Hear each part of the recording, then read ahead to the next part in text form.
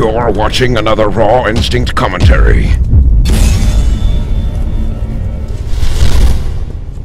Hey, what's going on, guys? It's Max here, or Raw Instinct, bringing you another great Modern Warfare 3 comparison video. Now, today, we're going to be talking about the M4A1 and the G36c. Both guns are some of the most popular weapons in the assault rifle category, and both were very requested in the comment section below by you guys. Now, recently, I've been trying to think why so much people have been wanting me to break down these two guns, and while taking a look at some of the stats and even testing them in the different fields, I found out that both were very similar. I think they're probably the most two similar weapons in the game. Now, what I'm going to be doing in this video is actually breaking these weapons down a little bit more than usual and trying to give you kind of a good feel for what gun you should be using, and I'm going to be giving you an indefinite decision on what gun's going to be better. So sit back and relax, guys, and let's get right into this breakdown video. Alright, so first off, we're going to be taking a look at a basic stat breakdown between the G36c and the M4A1. Now, what we're trying to do here is just give you some background knowledge about each weapon and some of the stats that it does provide. So first off, with the G36c. Now, this weapon is unlocked at level 42. The base damage on the weapon is 40 to 25, so about 4 bullets from long range, anywhere from 2 to 3 bullets from close range, depending if you actually pick up any headshots. The magazine size on this weapon is 30 rounds, and the reload time is 2.43 seconds. Now, I wouldn't necessarily recommend sleight of hand, because when I start recommending sleight of hand, the reload times, I would actually probably prefer it to be around 2.6 to 2.7 seconds. And the rate of fire on the weapon is 769, which once again is pretty damn good for an assault rifle. And now taking a quick look at the stats for the M4A1, as you can see here, the weapon is unlocked at level 4. The base damage on the weapon is 42 to 20, so it's slightly better from long range, but a little bit worse from close range. The magazine size is also a 30 round magazine, and the reload time is much better at 2.03 seconds. The rate of fire of the weapon is 780, which once again is pretty good for an assault rifle. I know guns like the ACR are a little bit lower than that, but overall, the M4A1 is a really great weapon.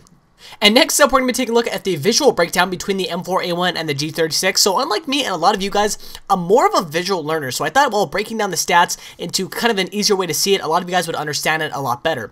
So as far as the damage goes, I'm going to have to give the short range game a little bit more to the M4A1. But as far as the long range game goes, I'm going to give it to the G36 just due to the fact that from long range, the G36 has a slightly better damage. Now the reload time, we're going to have to give it to the M4A1 and also the rate of fire, because the rate of fire in the M4A1 was just a little bit better than the G36. So as far as the ammunition goes, both had a standard magazine size of 30 rounds, so both are winners in that category.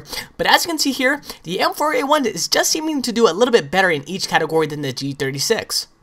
And finally, for one of my favorite and most important tests, we're going to be taking a look at the bullet spread and the recoil pattern on the M4A1 and the G36.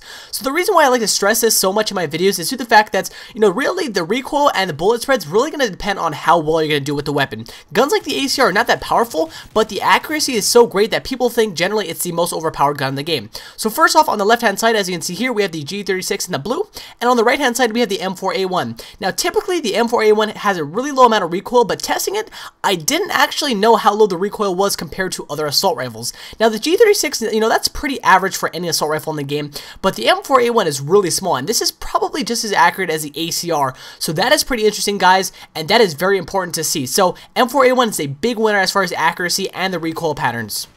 Anyways, guys, that is pretty much a wrap of the video. Now, what I want to hear from you guys is, what gun do you like better? Do you like the M4A1 better, or do you like the G36? Please let me know in the comment section below, because I'd be very interested to hear what you guys have to say. Currently, I'm kind of siding more on the side of the M4A1, just due to the fact that, first off, it has a better reload time, it has a better rate of fire, and the freaking accuracy on the weapon is super badass. But also, guys, make sure if you enjoy this video to click that like and or thumbs up button down below. Let's try to get this video to 5,000 likes if we can. I have a super freaking special video for you guys this weekend. But anyways, guys, it's Max here, or Raw Instinct. I'm signing out. Have a great day, and peace.